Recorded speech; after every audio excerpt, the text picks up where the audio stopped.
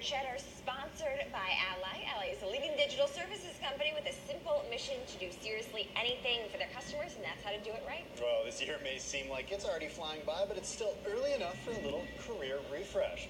Whether you want to secure that raise or just close some skill gaps, it's never a bad time to start. And joining us now to help take those first steps is Lauren McGoodwin, the founder and CEO of Career Contessa. Lauren, thanks for joining us this morning. So Career Contessa recently launched the Salary Project. It's a database to compare salaries within different salary brackets and within your industry, and a personalized salary review service. So why is it important to encourage salary transparency? Yeah, salary transparency is super important because we need to have the transparency around money so that we can understand what should we be asking for, or what is our market value, or what career path should we go after. And transparency is really great for a lot of things. One, it can create more open dialogue and safe, honest work environments, which I think we can all agree it's time to have those. And knowledge is power. So if you have some idea around certain salaries, then you have that knowledge to go in and confidently ask for a raise, or to then go to that colleague and say, hey, this is what I saw. Are we getting paid this, or are you getting paid this? So I think transparency is the start of a really great conversation. But some workplaces certainly frown upon people sharing their salaries with one another, and there are even in some places policies against making your salary clear to your coworkers. What do you make of that? Yeah, I think that companies are really the only people who win with those type of policies. Salary transparency can be really eye-opening, and it can help create more equality in the workplace. So I'm actually not a fan of that. I don't think companies should be able to dictate whether you're allowed to talk about your salary or not. And like I said, most of those policies are in place because they're really to benefit the employer more than anyone else.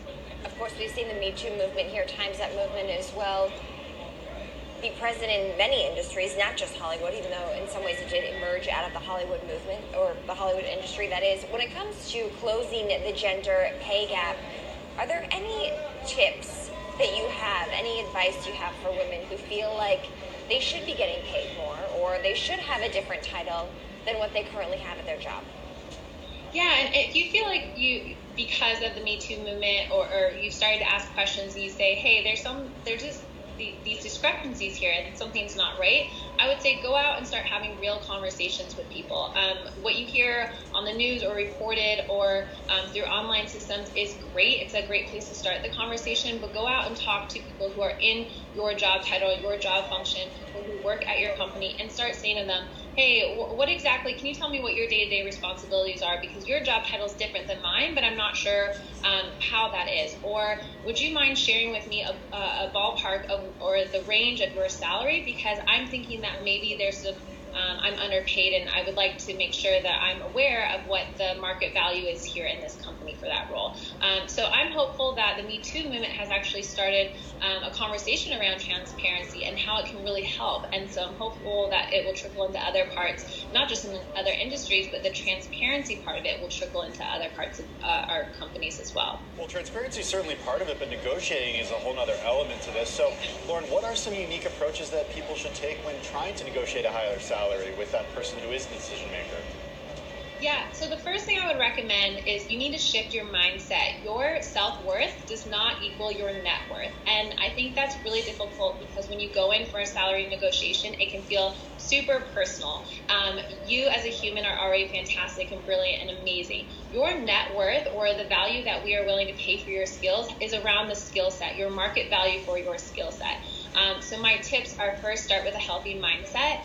Second, go talk to 3 men and 3 women that are at your company in the same industry. It could be even someone who's senior than you, and say, here is the range I'm thinking about. Do you think that sounds appropriate? So do your homework and go out there and talk to real people, even if it takes a little bit longer in order for you to gather that information so that you can make the ask. I think what that does is it really empowers people to know that what they're asking for is appropriate. And next, when you go into that salary negotiation, it's a great idea to have 3 numbers in mind, something that's at the top of your range or even a little bit higher, something that's in your range, and maybe your walkaway number, the number where you say, if they offer me less than this, then it's not a good fit. If they offer me something in the middle, I'm going to negotiate for some other benefits. I know you guys were talking earlier about financial wellness programs, and you're right, there isn't just salary when it comes to your compensation package. It is called a package for a reason. All right. Okay. Good stuff. That was great advice, Lauren. Lauren, unfortunately, we are going to have to leave it there. That's Lauren McGoodwin. She's the founder and CEO of Career Contessa. Lauren, thanks so much for joining us today. Thanks for having me. Coming up, how Ally invests